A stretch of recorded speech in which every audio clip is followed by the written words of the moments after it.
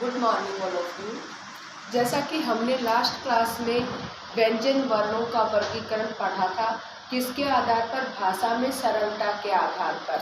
आज उसी प्रक्रिया को आगे बढ़ाते हुए आज हम व्यंजनों का वर्गीकरण करेंगे। किसके आधार पर? उच्चारण के आधार पर व्यंजनों का वर्गीकरण। क्या? उच्चारण के आधार पर व्यंजनों का वर्गीकरण कितने भागों में किया जाता है? 8 भागों में किया गया है। उच्चारण के आधार पर व्यंजनों का वर्गीकरण कितने? 8 भागों में किया गया है। पहला है स्पर्शी व्यंजन। स्पर्शी व्यंजन कितने होते हैं? 16 होते हैं स्पर्शी व्यंजन। कौन कौन से होते हैं 16 स्पर्शी व्यंजन? कै वर्ग, टे वर्ग, टे वर्ग और पै वर्ग। 4 वर्ग हो गए। कौन कौन से? कै वर्ग, टे वर्ग, टे वर्ग और पै वर्ग। इन चारों वर्गों के पहले 4 वर्ण क्या कहलाते हैं? स्पर्शी व्यंजन कहलाते हैं। यानी कि कै वर्ग के पहले 4 वर्ण कै, ख, ग, घ, ठीक है। फिर टे वर्ग के 4 वर्ण टे, ख, टे, घ। ये क्या हो गए? टे वर्ग के। इसी तरह से टे वर्ग के ते, थे, दे, थे।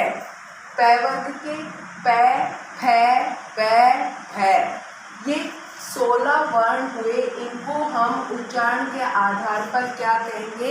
स्पर्शी व्यंजन कहेंगे। 16 वर्णों को क्या कहा जाता है? स्पर्शी व्यंजन। कौन कौन से हैं? कै, ख, ग, घ, टे, थे, दे, ढे, ते, थे, दे, ढे, पै, फै, पै, भै। ये 16 वर्ण स्पर्शी व्यंजन के नाम से जाने जाते हैं। आगे है संघर्षी व्यंजन। कौन से? संघर्षी व्यंजन। संघर्षी व्यंजनों की संख्या 4 होती है। संघर्षी व्यंजन कितने होते हैं? 4। श, स, है। कौन कौन से हैं? श, स, है। ये 4 वर्ण क्या कहलाते हैं? संघर्षी कहलाते हैं। ठीक है। तो ये 4 संघर्षी व्यंजन हैं। फिर ये 3 जो आगत वर्ण हैं, अरबी और उर्दू भाषा के, फारसी भाषा के, अरबी और फारसी भाषा के वर्ण होते हैं। इनको हिंदी में आगत वर्ण के, जिन वर्णों के नीचे नुक्ता लगा हुआ है, जैसे ख, जय और फै। लेकिन आपसे पूछा जाए हिंदी वर्णमाला में संघर्षी व्यंजन कितने हैं, तो संघर्षी व्यंजन हिंदी वर्णमाला में 4 हैं। कौन कौन से? श, स और है। फिर तीसरे नंबर पर स्पर्श संघर्षी व्यंजन। कौन से? स्पर्श संघर्षी व्यंजन। स्पर्श संघर्षी व्यंजन 4 हैं। कितने हैं स्पर्श संघर्षी व्यंजन? 4। कौन कौन से? च वर्ग के पहले 4 वर्ण क्या कहलाते हैं? स्पर्श संघर्षी व्यंजन। देखो हमारे 5 वर्ग थे, 5 उनमें से 4 वर्ग के पहले 4 वर्ण तो क्या कहलाए? स्पर्शी व्यंजन कहलाए। और जो 5वां वर्ग बच गया, कौन सा? च वर्ग, उसके पहले 4 वर्ण क्या कहलाएंगे? स्पर्श संघर्षी व्यंजन कहलाएंगे। च, छ, ज, झ। फिर है नासिक के वर्ण कितने होते हैं? 5 होते हैं। नासिक के वर्णों की संख्या कितनी है? 5। यानी कि 5 जो हमारे वर्ग हैं, कै वर्ग, च वर्ग, टे वर्ग, ते वर्ग और पै वर्ग। इन 5 वर्गों का जो 5वां अक्षर है, जैसे कै वर्ग का 5वां अक्षर क्या होगा? अड़। च वर्ग का 5वां अक्षर न्य। टे वर्ग का 5वां अक्षर अण। ते वर्ग का न और पै वर्ग का 5वां वर्ण मै। ये 5 वर्ण क्या कहलाते हैं? नासिक वर्ण कहलाते हैं। कैसे वर्ण कहलाएंगे ये? नासिक वर्ण कहलाएंगे। फिर है संघर्षहीन व्यंजन। संघर्षहीन यानी कि जिनका उच्चारण करते समय किसी प्रकार का कोई संघर्ष नहीं करना पड़ता, तो जो संघर्षहीन व्यंजन है 2 होते हैं। कितने होते हैं? 2। य और वै। यह और वह को क्या कहा गया है? संघर्षहीन। यह वह को, देखो हमने भाषा में सरलता के आधार पर क्या कहा था? यह और वह को अर्ध स्वर कहा था। यहाँ हम इनको क्या कह रहे हैं? संघर्षहीन व्यंजन कह रहे हैं कि इनके उच्चारण में किसी प्रकार का कोई संघर्ष नहीं करना पड़ता है। फिर है परकंपित या लुंठित। ये हमने भाषा में सरलता के आधार पर भी इसी नाम से जाना था। परकंपित और लुंठित वर्ण एक होता है, वो कौन सा वर्ण है? रे। कौन सा? रे। फिर है सातवां क्या है? पार्श्विक वर्ण। 7वें नंबर पे क्या है? पार्श्विक वर्ण। पार्श्विक वर्ण भी एक है, कौन सा? ले। ले को कैसा वर्ण कहा गया है? पार्श्विक वर्ण कहा गया है। फिर 8वें नंबर पर है ताड़नजात कहो या उत्क्षिप्त कहो या द्विगुणात्मक कहो, नवविकसित कहो या आगत वर्ण कहो। किन किन नामों से जाना जाता है? नवविकसित, द्विगुणात्मक, आगत, उत्क्षिप्त, ताड़नजात। तो वो 2 वर्ण होते हैं, कौन कौन से? ट और ढ। देखो जो ट वर्ग का ड और ढ होता है, इनके नीचे क्या नहीं? बिंदी नहीं लगी होती है। लेकिन जो आगत वर्ण है उनके नीचे, ड के नीचे और ढ के नीचे ये बिंदी लगी हुई होती है। ये अंतर होता है। ये ट वर्ग का जो ड और ढ है, जिसको हम स्पर्शी व्यंजन कहते हैं या वर्गीय व्यंजन कहते हैं, लेकिन ये क्या है? आगत है, ताड़नजात, द्विगुणात्मक, उत्क्षिप्त या नवविकसित वर्ण कहा गया है। तो ये 2 है, कौन कौन से? ड और ढ। ठीक है, ये आप इसका स्क्रीनशॉट ले सकते हो, आगे फिर मैं और राइट करवा देती हूँ। देखिए 7वें नंबर पर क्या है? पार्श्विक वर्ण। पार्श्विक एक वर्ण होता है। पार्श्विक वर्णों की संख्या कितनी होती है? 1, जो कि क्या है? ले। ले को कैसा वर्ण कहा जाता है? पार्श्विक वर्ण कहा जाता है। किसके? उच्चारण के आधार पर।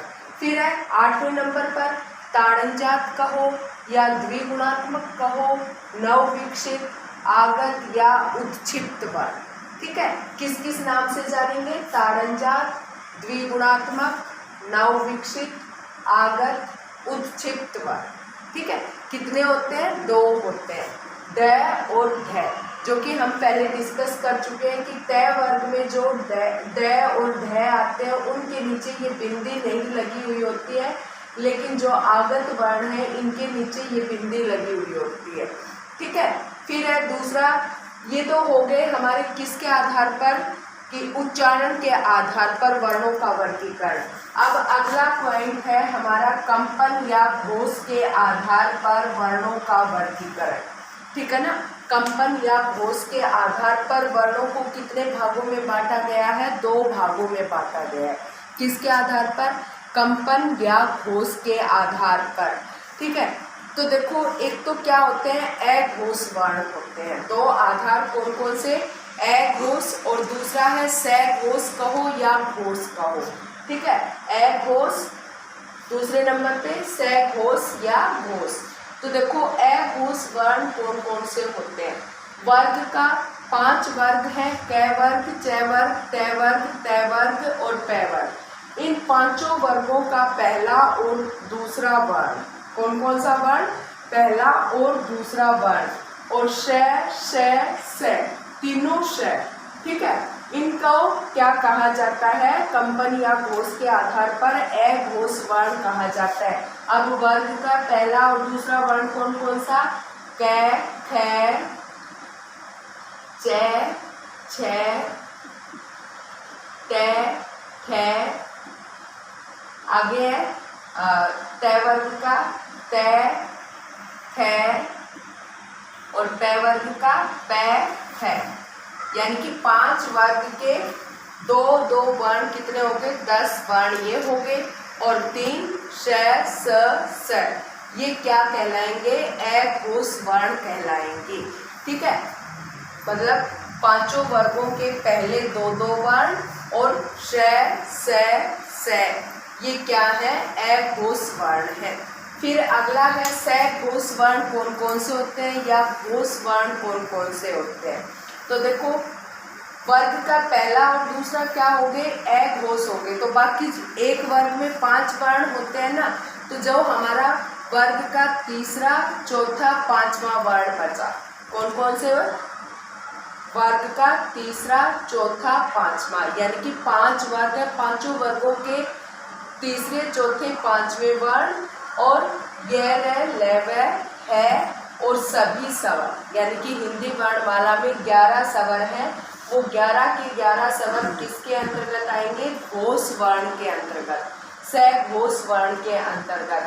वर्ग का तीसरा, चौथा, पांचवा वर्ण, जैसे 5 वर्ग है, पांचों वर्गों के तीसरे, चौथे वर्ण कौन कौन से हो जाएंगे, क वर्ग का हो गया जैसे ग, घ, अड़। च वर्ग का हो गया ज, झ और य। ट वर्ग का हो गया ड, ढ, अण। ट वर्ग का ट वर्ग का द, ध और न। प वर्ग का प, फ, म। कौन कौन से, ब, भ और म। ये क्या हो गए, प वर्ग के। तो मतलब 3 3 5 15 वर्ण, तो ये वर्ग के हो गए। 4 य, र, ल, व और है 20 और 11 स्वर, 31 वर्णों का उच्चारण मतलब कंपन के आधार पर क्या कहलाएंगे, ये सघोष वर्ण कहलाएंगे या घोष वर्ण कहलाएंगे। आशा करती हूँ यहाँ तक ये समझ आ गया होगा। अब आगे है आपका श्वास की मात्रा के आधार पर या प्राण वायु के आधार पर वर्णों का वर्गीकरण। किसके आधार पर, श्वास की मात्रा के आधार पर या प्राण वायु के आधार पर। एक बार इसको स्टॉप कर। देखो जैसे हमने पीछे किया किसने, कंपन या घोष के आधार पर वर्णों का वर्गीकरण। अब आगे क्या है लास्ट, श्वास की मात्रा के आधार पर या प्राण वायु के आधार पर वर्णों का वर्गीकरण 2 भागों में किया गया है। किसके, श्वास की मात्रा के आधार पर या प्राण वायु के आधार पर वर्णों का वर्गीकरण कितने भागों में किया गया है, 2 भागों में किया गया है। वर्गीकरण यानी कि बांटा गया है। ठीक है, कौन कौन से हैं वो 2 भाग, अल्प प्राण और महाप्राण। क्या, अल्प प्राण और महाप्राण। तो देखो अल्प प्राण वर्ण कौन कौन से होते हैं, हमारे 5 वर्ग हैं, बार बार आ रही है ये बात, क वर्ग, च वर्ग, त वर्ग, त वर्ग और प वर्ग।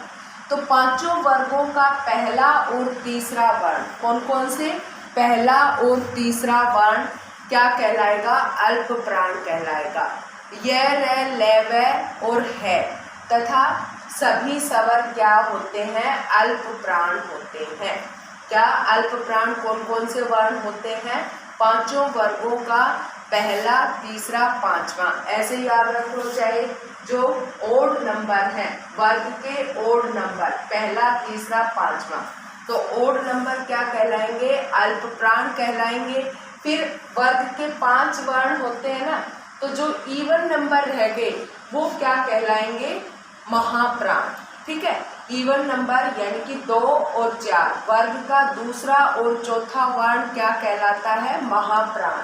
तथा श, स, है, ये क्या है, वर्ग के मतलब महाप्राण के नाम से जाना जाता है। किसके, श्वास की मात्रा के आधार पर या प्राण वायु के आधार पर वर्गों का जो वर्गीकरण 2 भागों में किया गया है, अल्प प्राण, महाप्राण। अब देखो जैसे क वर्ग है, अब याद रखने के लिए क वर्ग लिख लिया, क, ख, ग, घ, अड़। तो आप ऐसा करो, एक को छोड़ के एक को सर्कल कर लो, एक को छोड़ के एक को सर्कल कर लो। तो जो सर्कल में होंगे ये क्या होंगे, महाप्राण होंगे। ठीक है, या फिर ऐसे याद रख लो, ओड नंबर क्या है, ओड नंबर अल्प प्राण और इवन नंबर महाप्राण। इसी तरह से जैसे च वर्ग है, तो च वर्ग के वर्ण च, छ, ज, झ ञ। इसको भी ऐसे ही एक को छोड़ो, एक को सर्कल कर लो, एक को छोड़ो, एक को सर्कल कर लो, फिर ये छोड़ दिया तो दूसरा और चौथा यानी कि छ और झ क्या हो गए, महाप्राण हो गए। फिर जैसे ट वर्ग लिखा, ट ठ ड ढ अण, तो इनमें भी एक को छोड़ करके एक को छोड़ करके एक को हमने सर्कल कर लिया। तो जो सर्कल में है वो क्या है, महाप्राण है। यानी कि जो ओड नंबर है वो अल्प प्राण है, इवन नंबर है वो क्या है, महाप्राण है। ठीक है, इसी तरह से तय वर्ग करेंगे तो जो ओड नंबर है यानी कि पहला वर्ण, दूसरा पहला, तीसरा, पांचवा वर्ण क्या कहलाएगा, अल्प प्राण, दूसरा और चौथा महाप्राण कहलाएगा। तय वर्ग का दूसरा और चौथा क्या हो जाएगा, द और ढ। ठीक है, तो इसी प्रकार से य र ल व भी क्या है, अल्प प्राण है। सभी स्वर 11 स्वर हैं। स्वर यानी कि ए आ ई उ री ए ऐ ओ औ, 11 स्वर अल्प प्राण है। और वर्ग का तीसरा, पहला, तीसरा, पांचवा वर्ण और य र ल व क्या है, अल्प प्राण है। और वर्ग का दूसरा, चौथा वर्ण तथा श स और है, ये चारों वर्ण क्या है, महाप्राण है। यानी कि 5 × 10, 10 और 4 14 वर्ण क्या है, महाप्राण है। और यानी कि 5 के 15, 15 और 4 19, 19 और क्या कहते हैं 11 30, 19 और 11 30 हुए, ये क्या है, अल्प प्राण है। ठीक है, तो इस तरह से आपका जो वर्ण विचार का या हिंदी वर्णमाला का टॉपिक था वो क्लियर हुआ। और अगर आपको क्लास पसंद आई हो तो आप लाइक या सब्सक्राइब जरूर करें। धन्यवाद।